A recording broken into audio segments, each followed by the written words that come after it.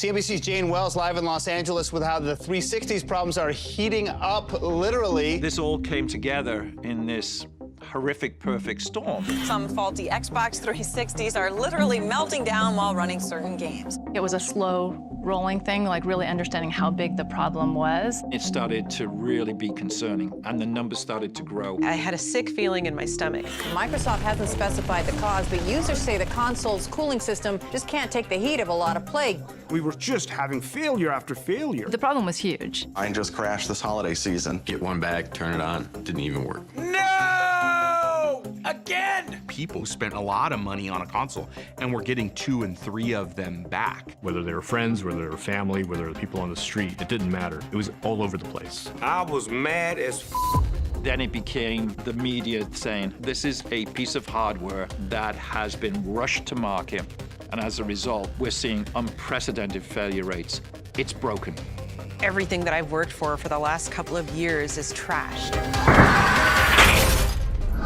There's a new contender in the video game wars. Xbox is going to be the future. Truly the future of video games. Xbox. Taking over the living room. Limitless, connected digital entertainment. You guys never understood. The company is going to face fierce competition. Sniper! It's a ticking time bomb. Makes me very nervous to actually play this for you. Xbox getting a major overhaul. A bold vision for the future of gaming. Xbox!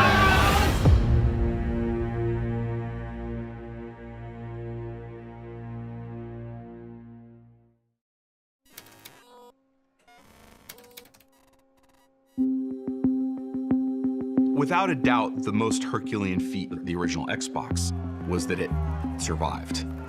Looking at the history of the video game business, you would have given them 1,000,000 to 1 chance. So the achievement is that we made it to Xbox 360.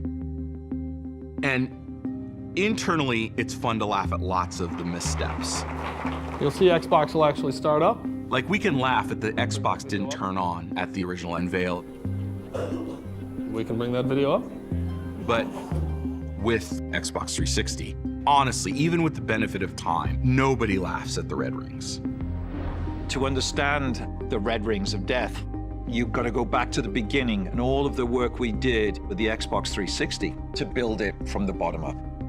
We were absolutely focused on getting out ahead of the PS3. We needed to be seen as the start of the next generation.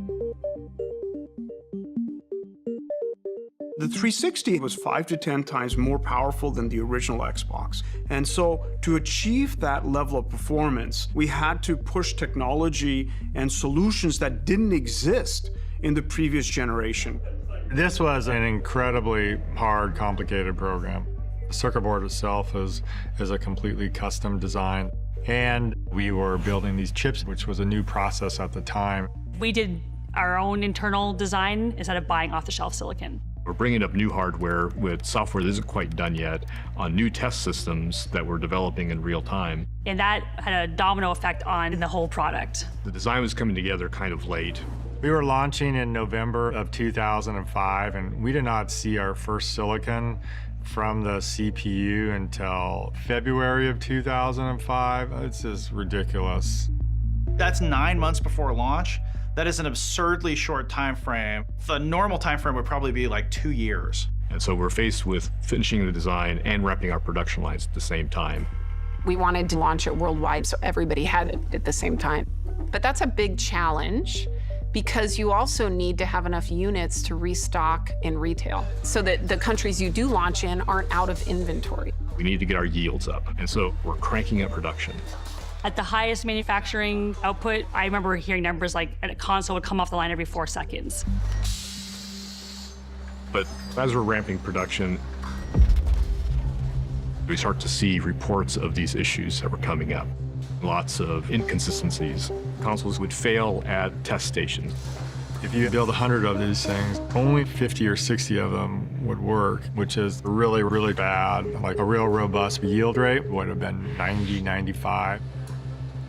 This was the fog of war that we had to see through, and that was, is there something wrong with the design of the product, or are we testing it incorrectly? Because we were trying to ship in high volume, there wasn't much time to think about it because there was so much to be done.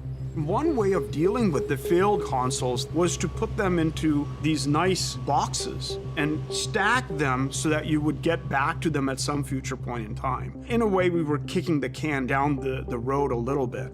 We're developing what we call a bone pile. At the height, we created a bone pile that was over 600,000 units deep. And so it's just like the Lucille Ball episode where the chocolates are coming off the conveyor belt, and they're coming off so fast that they can't do anything with them. That's exactly what was going on. The thing about building consoles is Christmas doesn't change. So your schedule is paramount, and there's just so much pressure to get it done by November.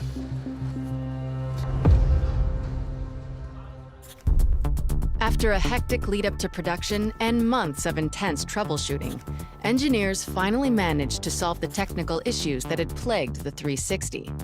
As consoles started to pass QC, the team was finally able to chip away at the bone pile in an effort to meet the demand, which, at the time of launch, was ravenous.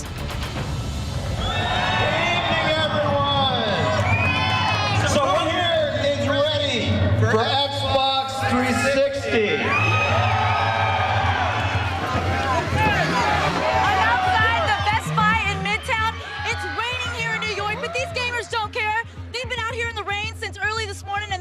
Until they get an Xbox 360. When the Xbox 360 launched, there was a palpable excitement for this console. The Xbox 360 finally got out of your dreams and into your car. Microsoft had their fingers firmly on the pulse of what gamers were expecting, and they clearly had a vision of what gaming would be for the future. We got in with something that was unique and revolutionary, a gorgeous design, the concave elements of the 360. It really felt, in some ways, that Xbox had actually just arrived. This new world of online, this new world of social engagement, this new world of building communities. We at Microsoft had absolutely nailed that experience. The demand was really, really high. We were selling every single unit we could ship into the market. Now, I know there are a lot of fans out there that want a 360. There's a shortage out there. You know, is that a marketing strategy, or can you not produce enough? What's the real story on that? We are making as many as we can, 24 hours a day, 7 days a week. We're flying them in. Ultimately, we got through our challenges of production, and we just need to be able to catch up. By hitting the market a full year before PlayStation 3, Xbox 360 had a head start on the competition. But Sony was still the undisputed industry giant, and they had every intention of keeping it that way. It was the year after we shipped, when PS3 was coming out. We were paranoid. Sony had such credibility that they had cultivated from the PlayStation 1 to the PlayStation 2. So they were riding on this tidal wave of success and goodwill from gamers. Coming off the PlayStation 2, Sony had done everything right, the most successful platform in game industry history, and really just needed to stay to the playbook. In contrast to that, you just witnessed Microsoft coming to market at the right price a year before you're able to come to market. So you know you're facing formidable competition. PlayStation 3 is the best-of-breed computer entertainment platform. PlayStation 3 was positioned as a premium product from the get-go. This was going to play games, but it would also play Blu-ray discs. So it was seen more as kind of an entertainment machine. We knew they were going to be somewhat arrogant. The next generation doesn't start until we say it does. And they would price their console to where they felt they needed to have it because they felt that they were untouchable. This is sort of pre-live streaming era, and a bunch of us were huddled around one person's laptop, like a 15-inch laptop screen, streaming Sony's press conference. And then they dropped the price. In North America, the PlayStation 3 will be available at retail for $599 US, $659 Canadian. Wait a minute, did $599? $599. Nobody was prepared for that. Back then, consoles didn't launch at those kind of price points. It was like, holy cow, we just got handed this generation. We were high-fiving each other, people were crying. There were just all these ways that Sony had put their own foot in their mouth. Sony said it would be a privilege for people to work extra hours to afford their overly priced console. You have an over-engineered machine that's going to be incredibly expensive to manufacture. And that opened a window for Microsoft to be able to sort of say, hey, like, we have a great system that's going to play all the games you want to play. We've got better online for cheaper. Thank you very much, and have a great show. Becoming CEO right after the launch of PlayStation 3 was like being made captain of the Titanic right after it hit the iceberg.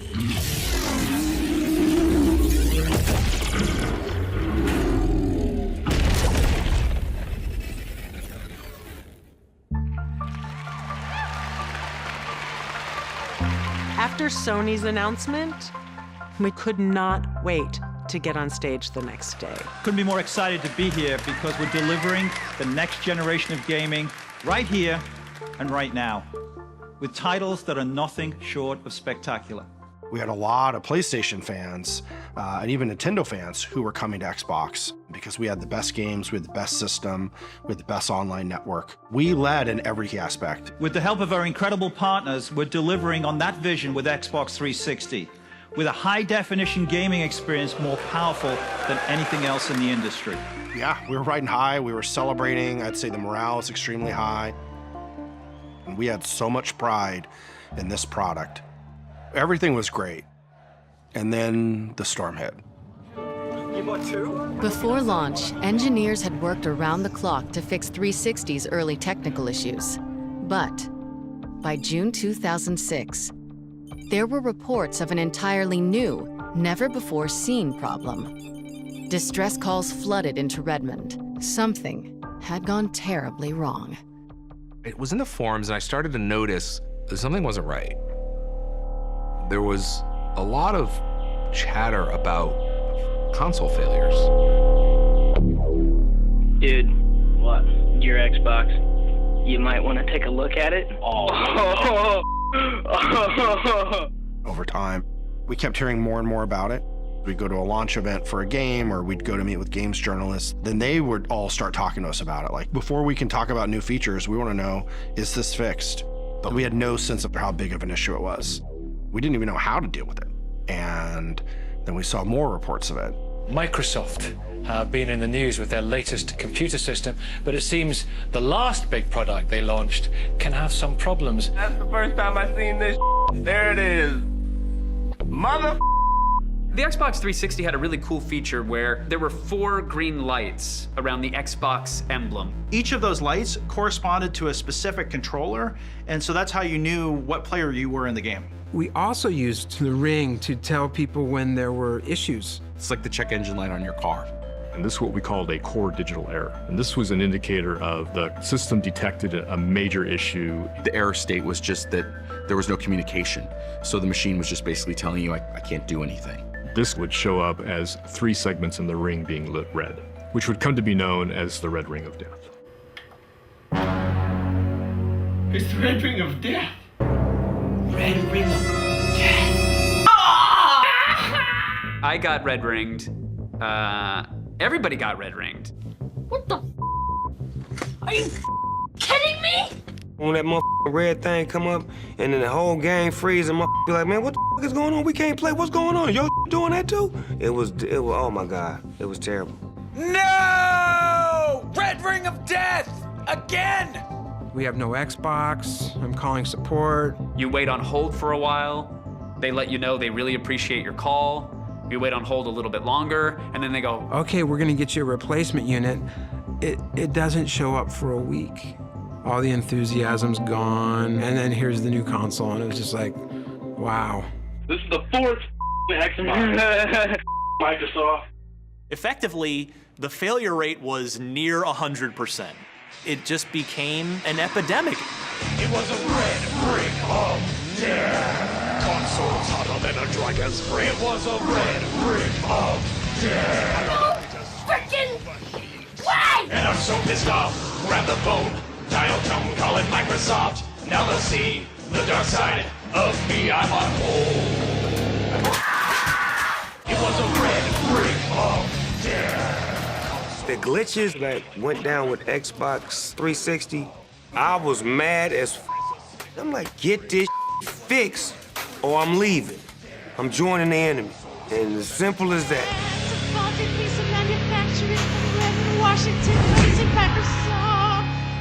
I feel kind of sorry for it. Not really.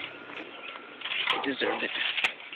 It's a big deal because it's just sort of the passion that gamers have for their hobby. Like, you don't want to be away from your console any longer than you need to be. We felt the customer's pain. I had 3 boxes replaced, personally at my house. And it does make you think, okay, I work here. And this experience is not a pleasant experience, and sending your Xbox back. Microsoft's gonna ship you a cardboard coffin, and that's what gamers were calling them online. Did your cardboard coffin arrive? I finally got my coffin, but hopefully I'll get him back. And you'd put your 360 in it and ship it on back to Microsoft. I remember going out to the curb and meeting the UPS guy and looking in the back of the UPS truck and seeing wall to wall, Xbox returns.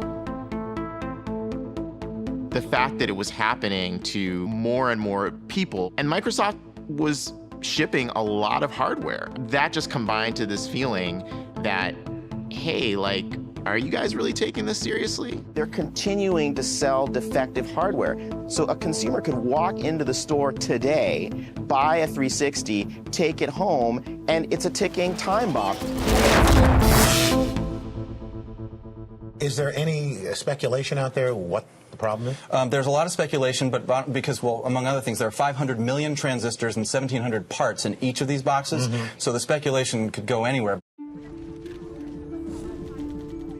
Whenever we had new game launches or new system updates, I would be out meeting with the top games journalists, showing them all the new stuff. And I'm trying to sell them on the future, and they're like, dude, my console's not working, it's broken. For those who have experienced the flashing red lights, what causes this exactly? That's kind of part of the problem, Kevin. Microsoft has been very vague about the specific causes. They won't cite any specifics. They won't say exactly why. We didn't have all the answers at that time. We were trying to figure this out.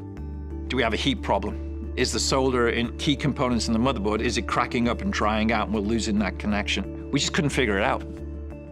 It's a long process. You had to test it at the board level, you had to test it at the system level, and then you had to test it in the rack level. And we had almost 1 million of them sitting in our bone pile. We'd fix the ones in the bone pile, we'd send it back out to the customer, and it turns out that wasn't the problem, and it would break again. And I was saying, man, this is not going to end. After the 3rd or the 4th issue that we ran into, I remember thinking, hey, maybe we're in over our heads. And we got to the point where we said, we're not figuring this out fast enough. We made the call to shut down production. We went lying down at the factory. We wanted to figure out how to solve it before we built any more units to go to customers. It stretched every bit of our imaginations to try to figure out exactly what was going on and how to fix the problem. This went on for months. These were the darkest days of my career. Are people going to now go out and buy PlayStation or Nintendo? Are they going to leave us as a brand? Every day you weren't gaming was a bad day for you. You trusted us and you'd invested this money in us, and we let you down. Not gonna work. This was an incredibly trying time. People use phrases like you figure out what people are made of. Having gone through it, I can actually say that happens. It's a thing, it isn't just a phrase. Todd had to manage the very complex process of what we call root causing until we knew what was going on. 2006, 2007, I dedicated a lot of my life to this Xbox in order to fix this problem. Breakthrough came when we understood that the connections that were being broken were not located on the motherboard, but they're actually located inside the components. The problem was a connection was breaking. The reason it was breaking was thermal, but it wasn't because of the peak temperature. It was because when the unit would get hot and then cold, hot and then cold, every time it did that, it would stress the connection.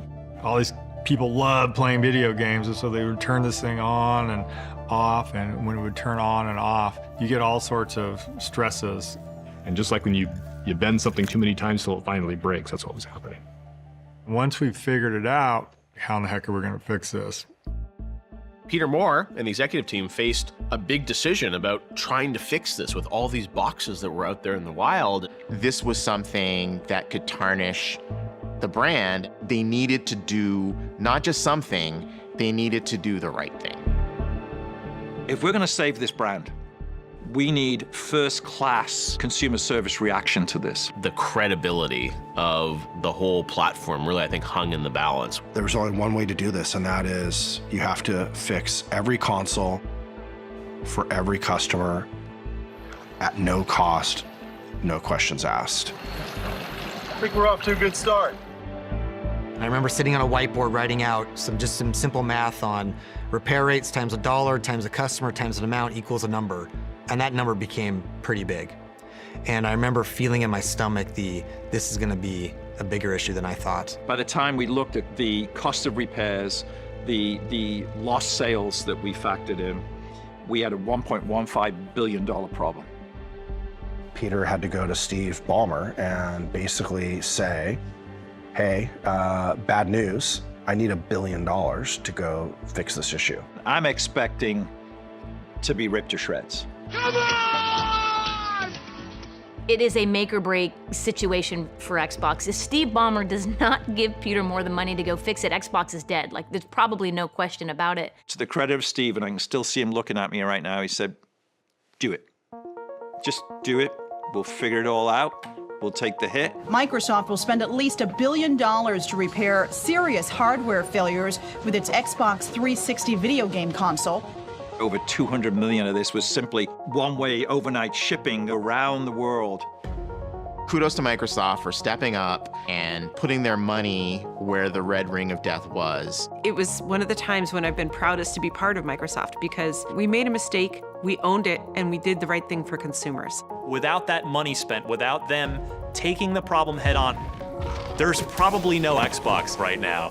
We bet on our fans and our brand and took the hit.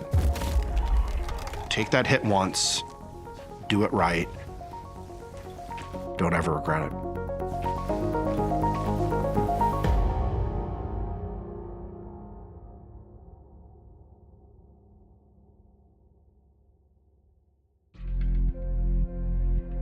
When the 360 died on me, I was pissed that it died, but I wasn't pissed at Microsoft. I just really wanted to get the 360 again and start playing again because it was just awesome. It was frustrating, but they had hooked us.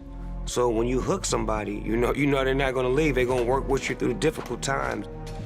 That was a good sign that people love the thing that you're building.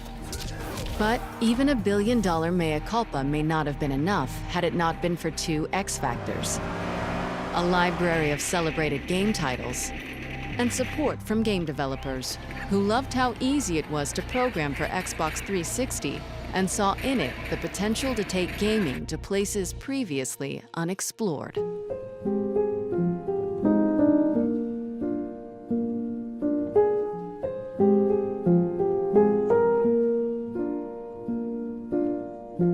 All around me are familiar faces. Gears of War, at the time, was the best looking game ever made. And it became this poster child for HD graphics and HD fidelity. Like, this is a game that people are going to immediately gravitate to and go, oh my God, I can't believe the 360 looks that good, especially when they compare it to PS3. Because this game looks better than anything on PS3 right now. It was the fastest selling Xbox 360 game. It sold like 1 million units in the first couple of weeks, and that really propelled the 360 in a big way.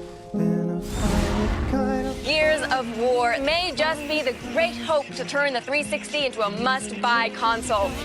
It was a very different type of game for Microsoft. An M-rated game with over-the-top violence.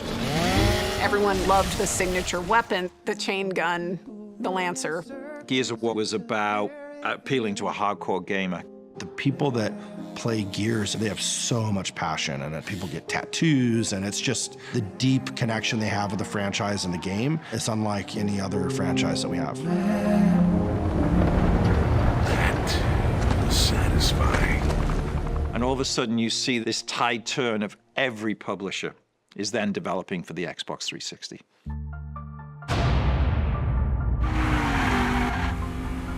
We have secured a lot of big games for Xbox 360. You know, we published titles like Mass Effect, We had Splinter Cell from Ubisoft, of course. We really had this incredible portfolio of games. We were the shooter box. Call of Duty was a franchise we had bet on early. It was a PC franchise, and we really established Call of Duty on the console in a big way. Cameo and this gorgeous, colorful game. It was about frame rate, it was about smooth visuals. Forza was built as a direct competitor to Gran Turismo. We're going to go off and we're going to build a great, epic, big racing simulator game.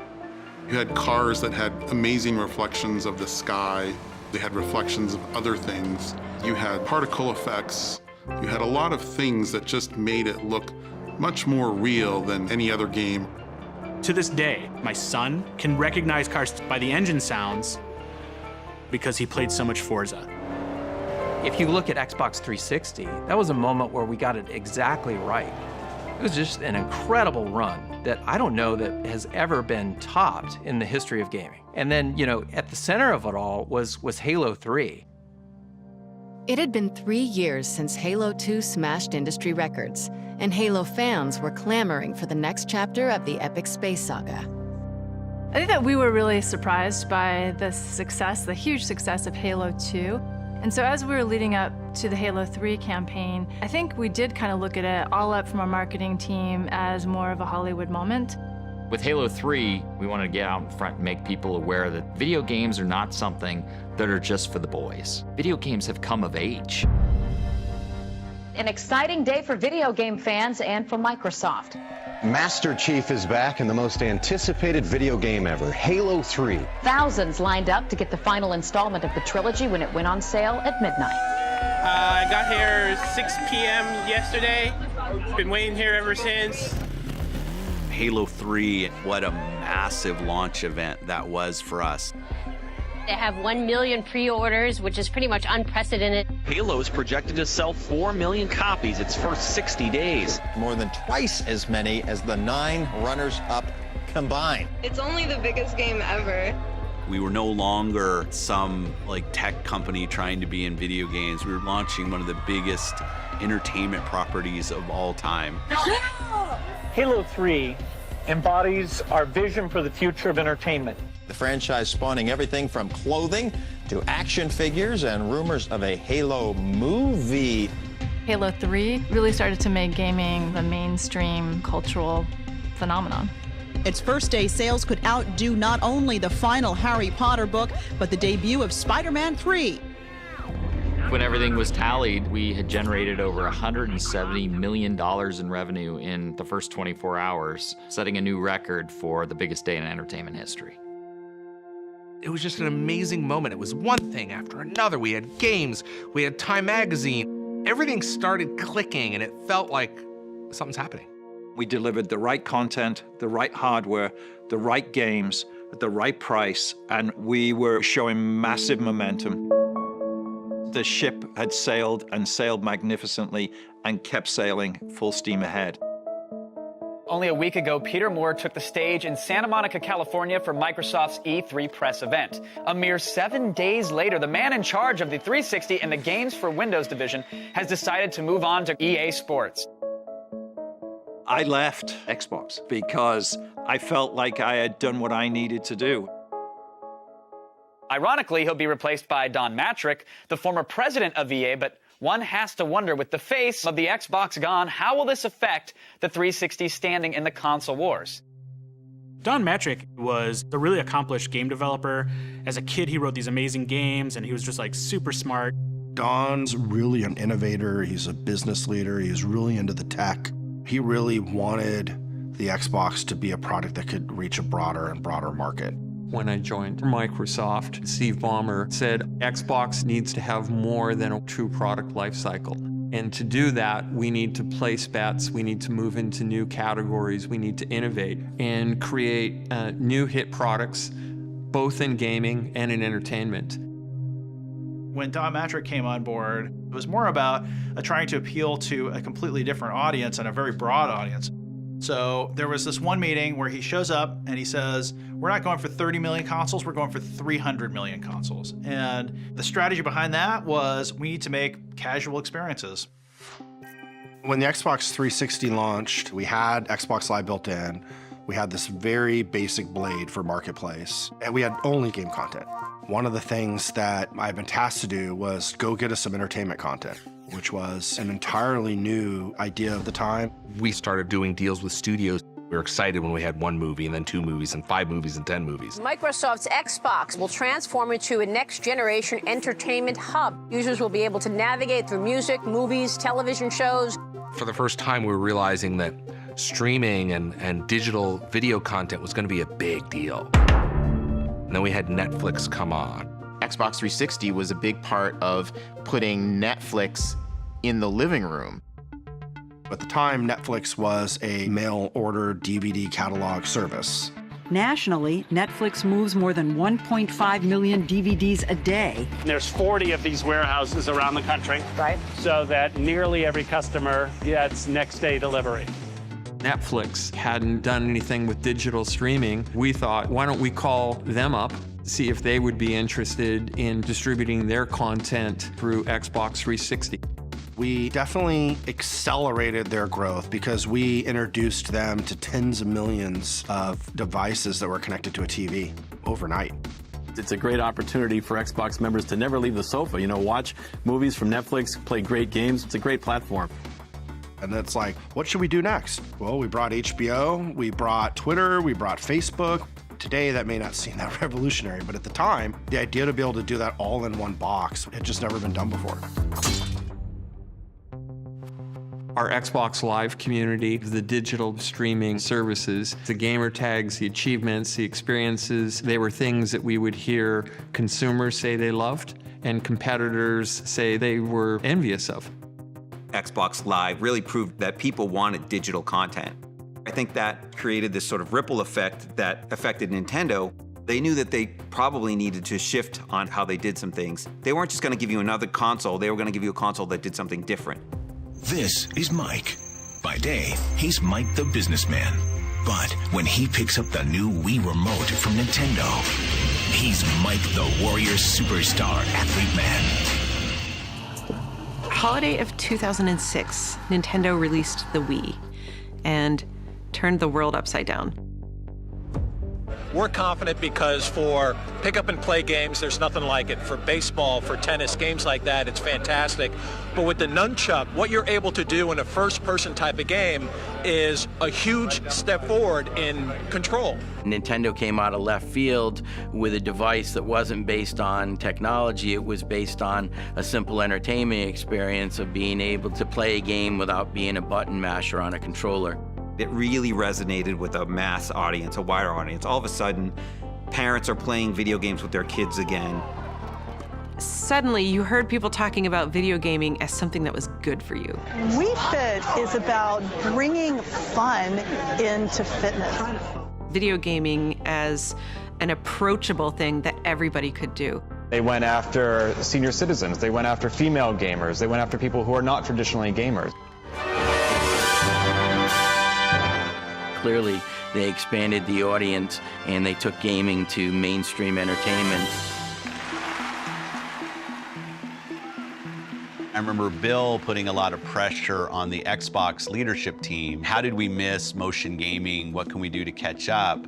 We need to compete. We need to advance our game strategy. We don't want to do a Wiimote ripoff. We want to do our own thing. Don also had this vision for controller-free gaming. What would it be like if instead of waving something, we were recording movement? We were recording state of people physically through a camera.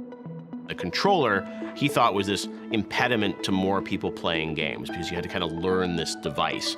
And his view was like, hey, if people could just like swat at things or move things or drive a car like this. It's kind of crazy, but it's like if you could drive a car like this, that would make more people more willing to play video games.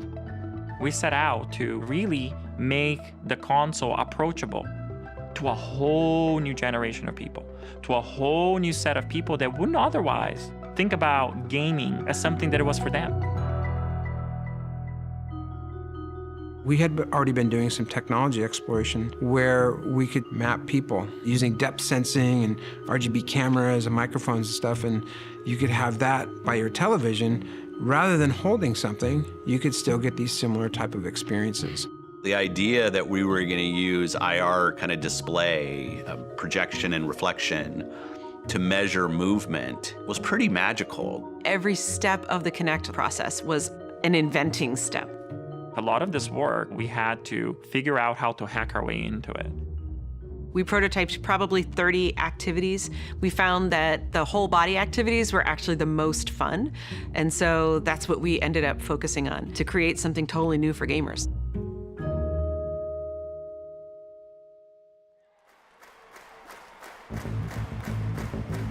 We launched Kinect, and it was a game changer. I don't think anybody saw it coming. It was something completely new and unexpected. So you can see if we wave our hands, it's tracking your full body. That's and now crazy. we're playing. Okay. So if you lean left and right, jump, jump, jump. In your opinion, John, how does this compare to the Wii and the Wii Fit? Oh, completely blows it away. And this extends far past just gaming. It's crazy. It's Minority Report status. That's how I see it. When I saw the Kinect, I thought, oh, finally.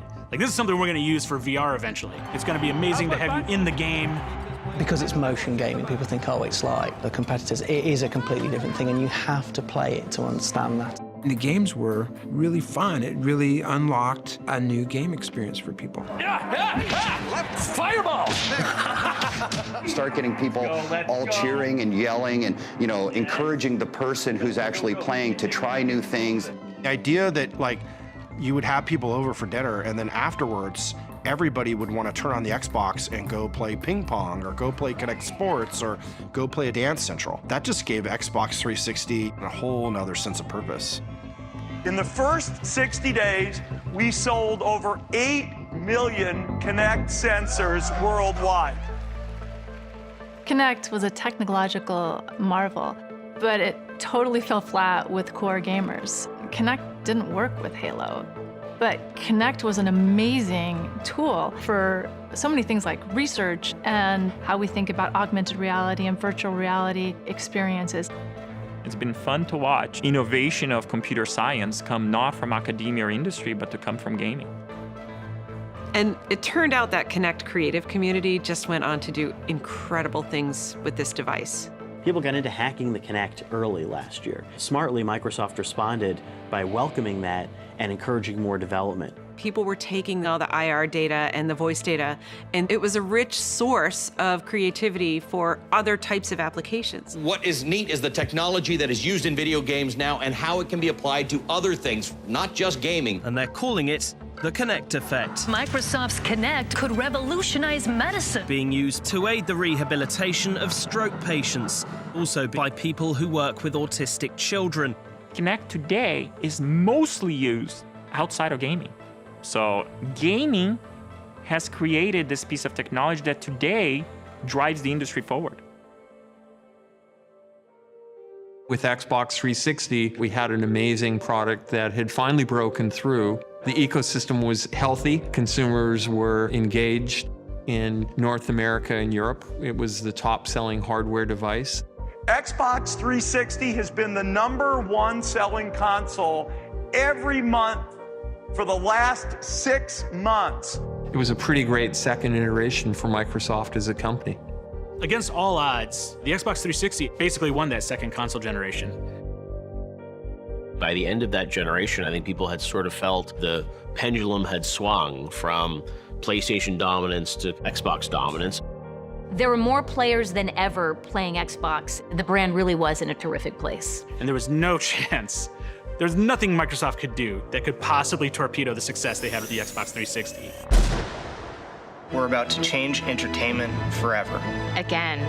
Because we're going to take all that we learned in more than 30 years of innovation and use it to change television, TV, TV, television, watch TV. Team Xbox is on a new mission. This is it, Xbox One. I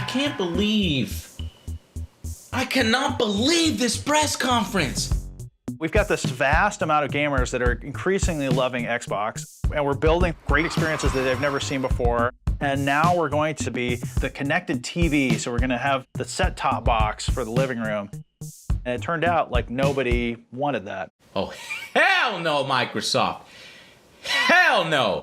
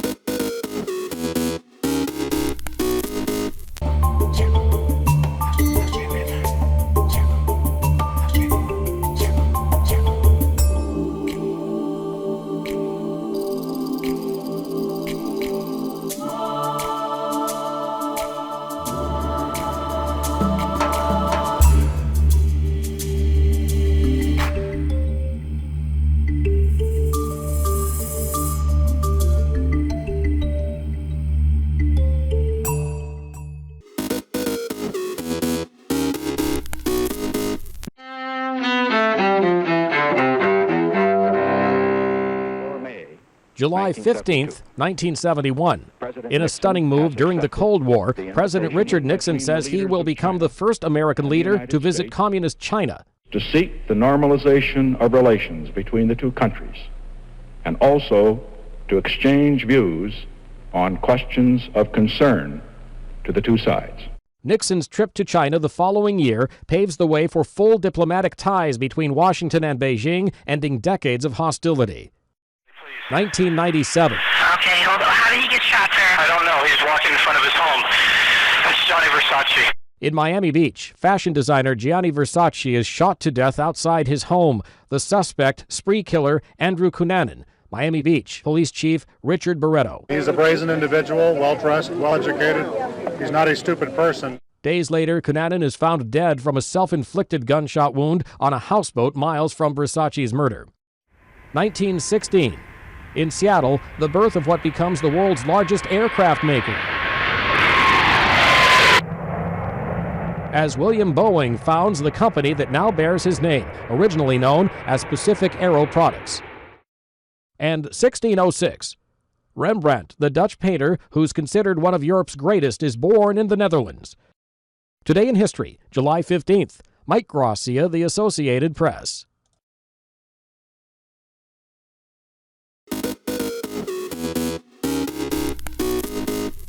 Welcome back in our studio, and in today's news,